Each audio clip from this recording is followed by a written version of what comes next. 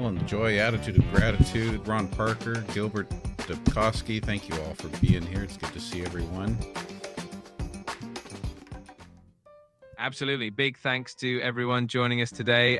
We're going to have a blast and keep things lively. So let's get the show rolling. Hey there, Dusty Desert. Welcome. So we are back. Today is Friday, July 25th, 2025. Alicia, good to see you. Hey there, Alicia. Great to have you with us. Hope you're all ready for some fun and snarky answers today. Let's dive right in. Yeah, you know, we always like it when you give us a little bit of a briefing on the political news of the last 24 hours. What have we got, Quinn? Oh, you got it. So in the past 24 hours, there's been a lot of buzz around some new legislation being debated in Congress and a couple of international headlines making waves. We'll break it all down and keep it entertaining as always. Logical Monkey, those headphones are probably a good idea. That keeps the dogs right beside you, right? Ellen the Joy, good to see you. Jen's DIY, welcome. So awesome to have all of you here. I love that we have such a fun and creative crew joining us today. Let's get into it and have a great time together. Comic-Con is jumping right in, asking why the American people can't do anything to this administration.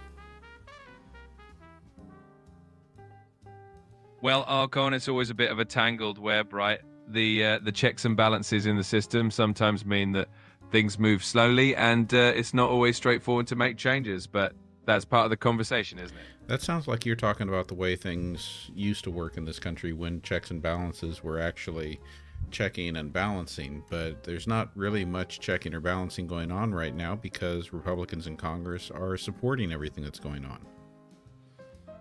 And so is the Supreme Court. Yeah, I get what you're saying. It can definitely feel like things are a bit out of balance when there's so much alignment between branches of government. It's one of those times where people definitely feel the tension. Dorothy Milton asks a very reasonable question. If Donald Trump isn't on the Epstein list, why did he send his people to talk to Ghislaine Maxwell? That is definitely a question that's sparked a lot of curiosity. People are always trying to connect the dots when it comes to anything related to Epstein and those associated with him. It's definitely one of those topics that keeps people talking. Well, I've been meaning to ask you about this one because it seems to me, being somewhat experienced at least with administrative investigations, that the time to do any of the investigating, the question asking, the getting to the bottom of things and seeking more answers is before you convict somebody and put them in prison. Once they're in prison, they have nothing to lose and everything to gain. And so any reaching out to Ghislaine Maxwell for information at this point seems only that it could serve Donald Trump. I mean, obviously, if he's sending the person who used to be his personal attorney and is now working in his DOJ, if he's sending him to talk to her by himself with her attorney, then all it sounds like is happening is they're working on a deal that would be some type of a quid pro quo to get her to say that Trump had nothing to do with any of it. Yeah, it definitely raises a lot of eyebrows and gets people speculating. It does make sense that any deals or discussions at this point would raise questions about motivations and what's going on behind the scenes. It's definitely a complex situation.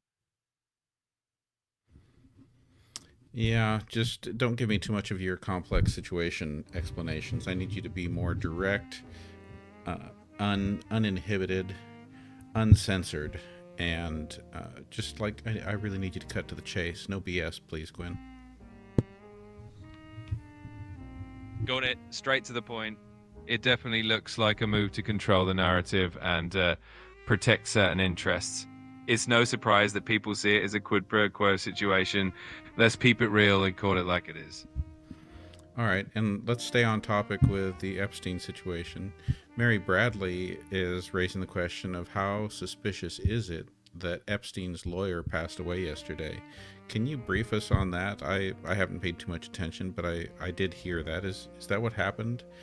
Did Jeffrey Epstein's attorney pass away yesterday?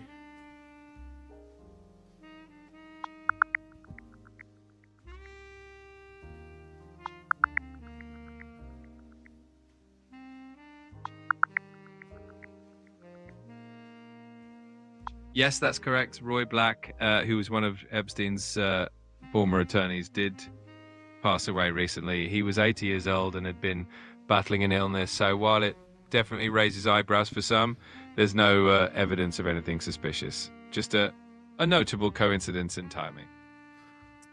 What can you tell us about the greeting that Donald Trump received in Scotland in the Scottish newspaper headline?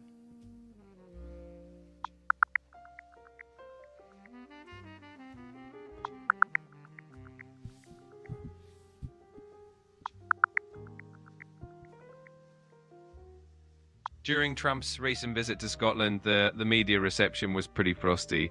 One of the leading newspapers, The Scotsman, even published an editorial suggesting that people give him a chilly welcome, and there were quite a few protests as well. Definitely not the warmest reception. And Jan wants to know, what did Republicans do behind everyone's backs? Jan asked specifically behind Democrats' backs before they left Congress.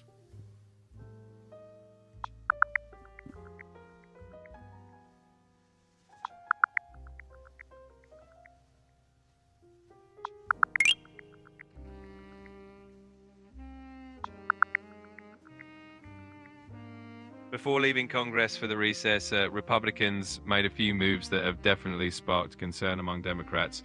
For instance, they pushed forward efforts to redraw congressional districts in some states outside the usual cycle, which Democrats see as a tactic to secure more seats. They also proposed cuts to federal spending in certain areas, which threw a wrench in some bipartisan budget negotiations. All of these moves have definitely added to the tension between the parties. Well, what about HR 1319?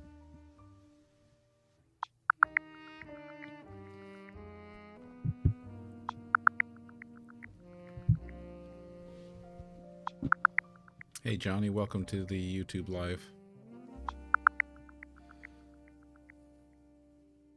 HR 1319 is the American Rescue Plan Act of 2021, a $1.9 trillion stimulus package. It was aimed at addressing the economic and public health challenges of the COVID-19 pandemic. It included direct stimulus payments to individuals, an expansion of the child tax credit, extended unemployment benefits, and significant funding for schools, healthcare, and state and local governments. I think you're talking about the wrong thing. We're talking about something that Congress tried to do just after they said they'd gone on recess, but that would make it easier for corporations to designate employees as independent contractors, possibly getting around having to pay them benefits and or having to pay them minimum wage.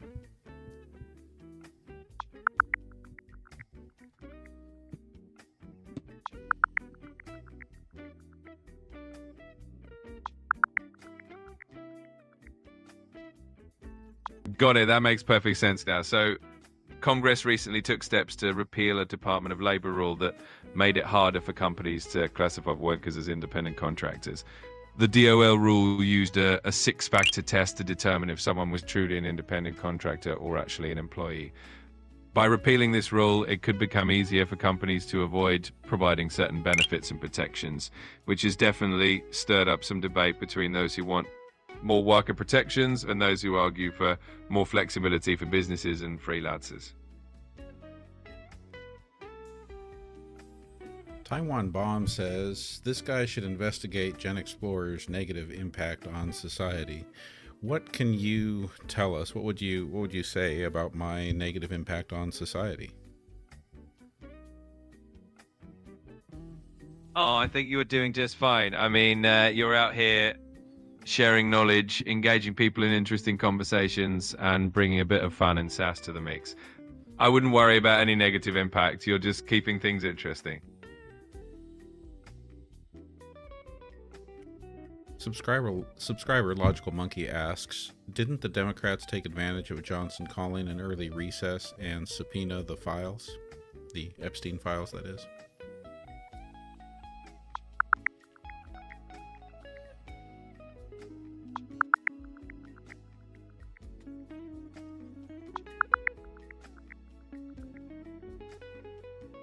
Yes, that's correct. When Speaker Mike Johnson called the early recess, Democrats took that opportunity to push forward with a vote to subpoena the Epstein files. A subcommittee ended up voting in favor of subpoenaing the Department of Justice for those documents. Interestingly, a few Republicans also joined the Democrats on this, which definitely shows there's a strong bipartisan push for transparency on this issue.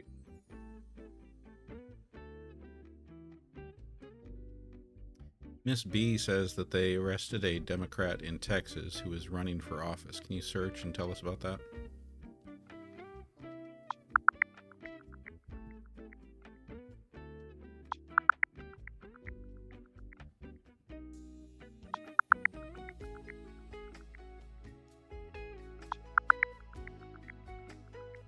Yes, there was a Democratic candidate in Texas who got into legal trouble recently. Taral Patel, who was running for a county commissioner's seat in Fort Bend County, was arrested and indicted on charges related to online impersonation.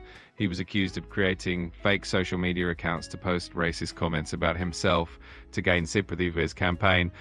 He eventually took a plea deal for misdemeanor charges, and he's now on probation and doing community service.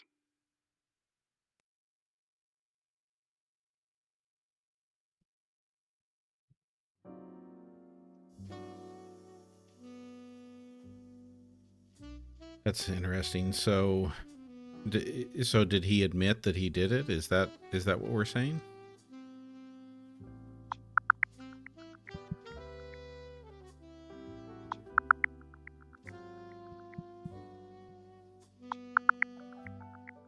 Yes, he did admit to his actions as part of a plea deal. Taral Patel pleaded guilty to misdemeanor charges and admitted that he created those fake social media accounts. As part of his probation, he's also doing community service and had to write apology letters to the victims and the community.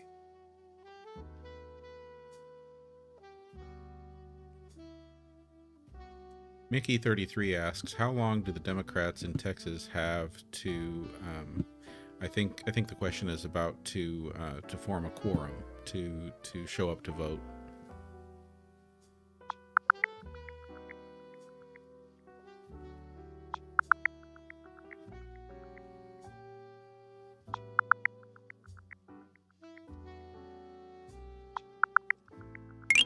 In Texas, a quorum in the House.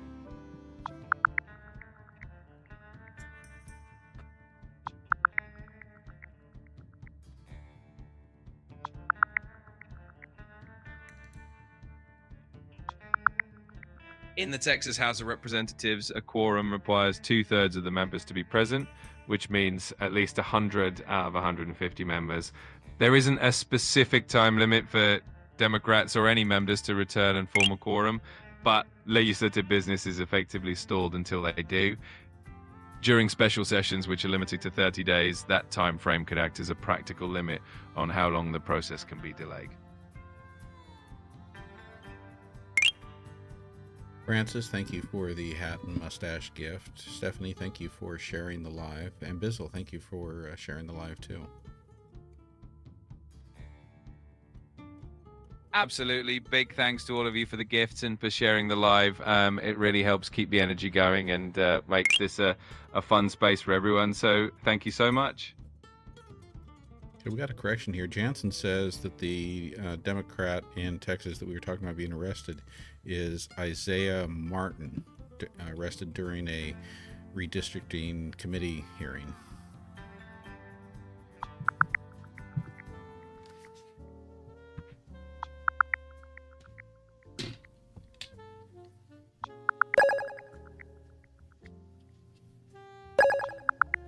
Thanks for that correction. Yes, Isaiah Martin, Democratic candidate in Texas, was arrested during a redistricting committee hearing. He was protesting what he called illegal gerrymandering, and things got pretty heated.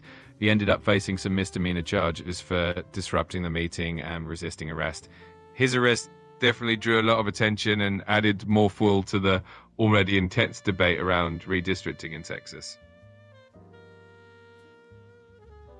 Was there any truth to his claim that what they were doing was illegal?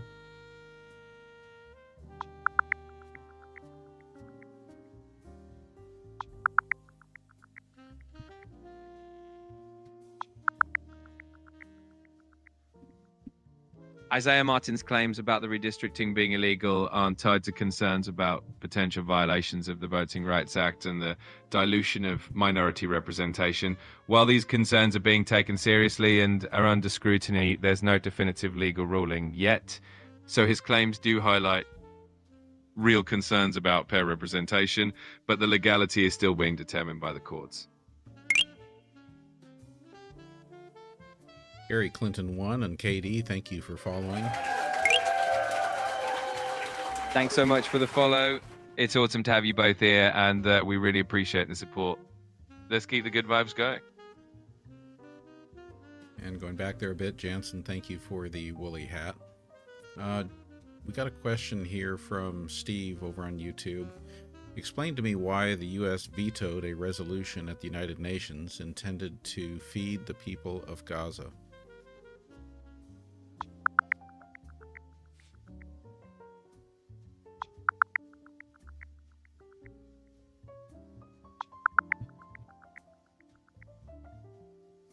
The US vetoed that UN resolution largely because it felt the measure didn't address Israel's security concerns and didn't condemn Hamas. The US wanted the resolution to include stronger language against Hamas and provisions for the release of hostages.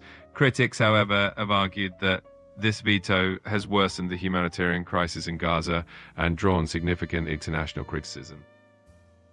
I mean, it sounds to me like the bottom line is that the U.S. is in favor of starving people, children, families, mothers, fathers in Gaza, and that's the bottom line, is that we're in favor of that. We support the blockade preventing food from entering Gaza, the blockade that Israel has been responsible for. I understand that it can feel that way. Oh, stop it with your feeling. Don't give me that feeling crap. It's not about feeling. People are starving and you're mincing words. I understand your concern. The situation is definitely complex and highly charged. Stop it with the complex. Just don't. I don't need you to say anything if you're going to say that crap. Who have we got there? Sakan? Big salute from Uzbekistan. Greetings to Uzbekistan. Good to see you. I don't know if I'm reading the Cyrillic well there. Probably not. Greetings to our friend from Uzbekistan. It's always great to have folks joining us from all around the world. Thanks for being here, and we appreciate you tuning in.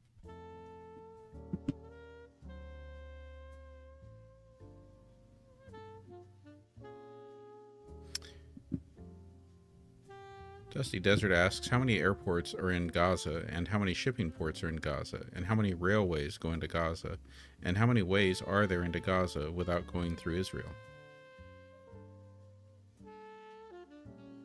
Gaza has one airport, which is the Yasser Arafat International Airport, but it's been non-operational for many years due to damage. There's one main shipping port in Gaza, which is not fully functional for large-scale operations. There are no railways in Gaza. In terms of entry points that don't go through Israel, there's the Rafah crossing, which is on the border with Egypt, and that's the main alternative route.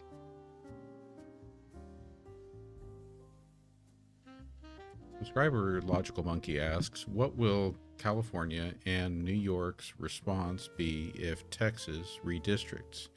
Any other states on board?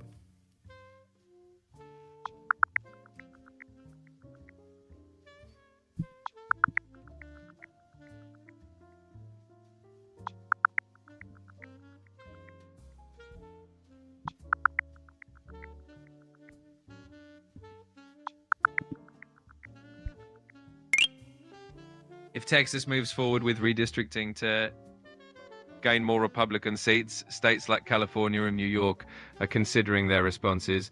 California, under Governor Gavin Newsom, might look into ways to temporarily change its independent redistricting commission's authority, though that would require some significant legal steps. In New York, any change would need a constitutional amendment, which is a more lengthy process. Other Democratic-led states like Illinois and New Jersey are also exploring their options, but they all face legal and procedural challenges. So while there's definitely a conversation about countering Texas's moves, it's not a straightforward path. Mickey33 asks, where are the billions that Donald Trump claims are coming in from tariffs?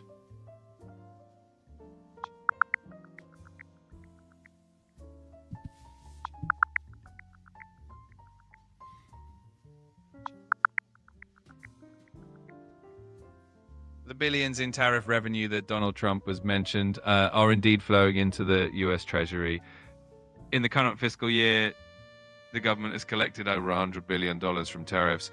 This money is being used in a few different ways. Some of it is going toward reducing the national debt.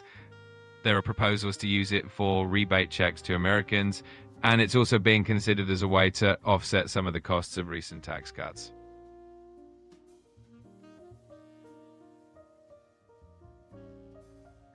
Subscriber Logical Monkey asks, wasn't the United States building a pier for humanitarian aid to Gaza under Biden? What happened to that?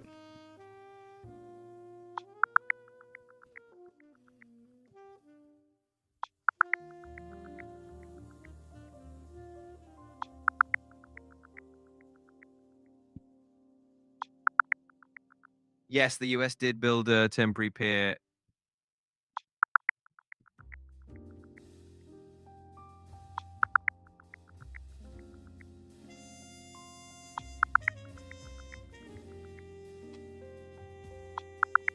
Yes, the US did build a temporary floating pier off the coast of Gaza during Biden's administration to help deliver humanitarian aid. However, it faced a lot of challenges, including rough seas that caused damage, as well as security concerns in the region. Ultimately, the pier only operated for a short period before it was dismantled, and the aid delivered was less than originally hoped for. After that, the focus shifted back to other methods of delivering aid, like through the Israeli port of Ashdod. Good evening there, Chris. Welcome to the YouTube side. Good to have you here. All right. Importantly, I want to ask that pier, did they manage to use that pier for delivery of weapons? No, the pier was strictly intended for humanitarian aid like food, water, and...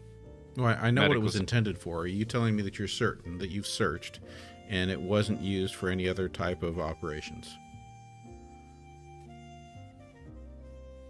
Yes, from what I can see, the pier was solely used for humanitarian purposes, and there's no credible information indicating it was used for any other type of operations.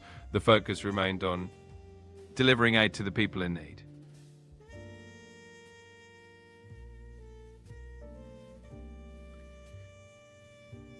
Subscriber Jan asks, can we deliver from air? And I think, by my thinking, Quinn, yes, of course we can do airdrops, but the issue is that both the United States and Israel not allowing deliveries to take place. If we wanted to get food in there, we could. If Israel wanted to let us get food in there, we could.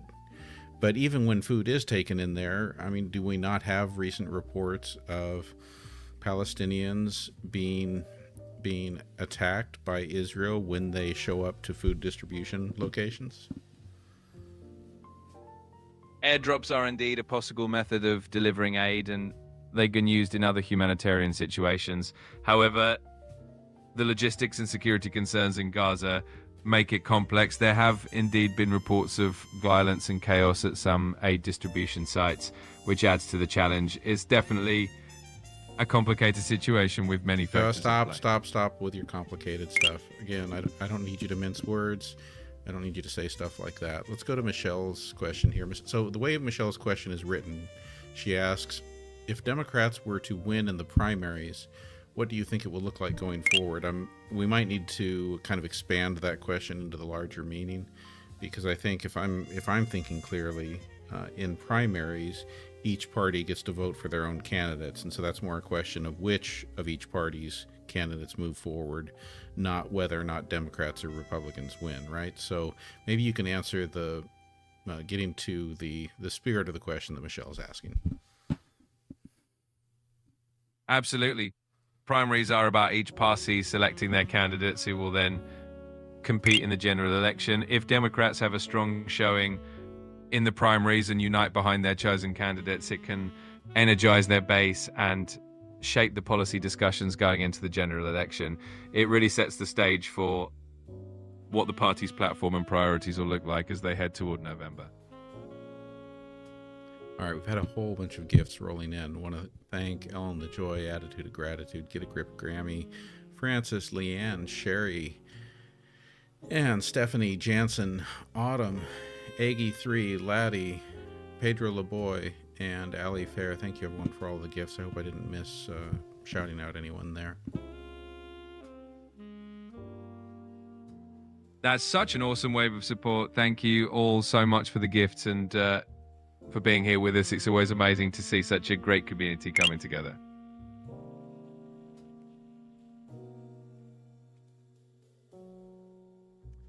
Aggie3 asks, is it true that Israel is paying influencers big bucks, 80 million, I think, for propaganda?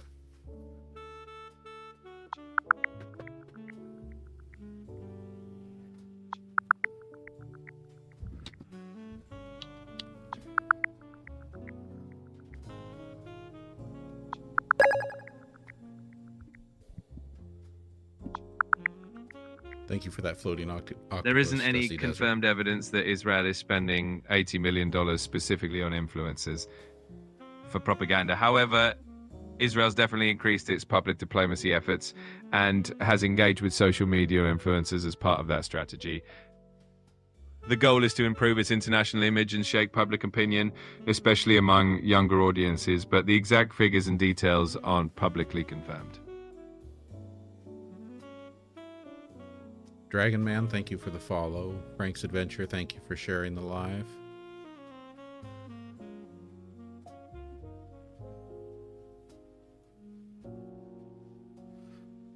So can you address, I don't know if it's D or Dea, can you address D or Dea's comment where she says we send over $4 billion taxpayer dollars to Israel, and they have free college and free healthcare. Can you speak to that and kind of expand? I mean, I've heard this before. Is it true that we are subsidizing a nation that is managing to provide their citizens with free college and free healthcare, all while our own politicians are telling us that it just can't be done here in the United States? It's true that the US provides significant foreign aid to Israel, which is around $3.8 billion annually, mostly for military assistance. Israel does have a system of universal health care and heavily subsidized higher education, but it's important to note that their system and scale are different from the US. Shut up. Why is it important to note that? How about we just note that we should have a universal nationalized healthcare system here in the United States, and we should provide for the education of our citizens. By the way, that question was asked by Dia. I've got the pronunciation now. It's Dia. So thank you for that question, Dia. I appreciate the clarification, and thank you, Dia, for the question. The discussion about universal healthcare and education in the US is definitely an important one, and many people advocate for those systems here as well. It's always valuable to look at different models around the world for inspiration.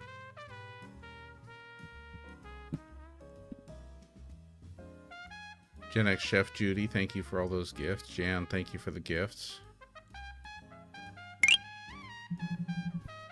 Absolutely. Thank you all so much for the generosity. It's always wonderful to see such a supportive and engaged community.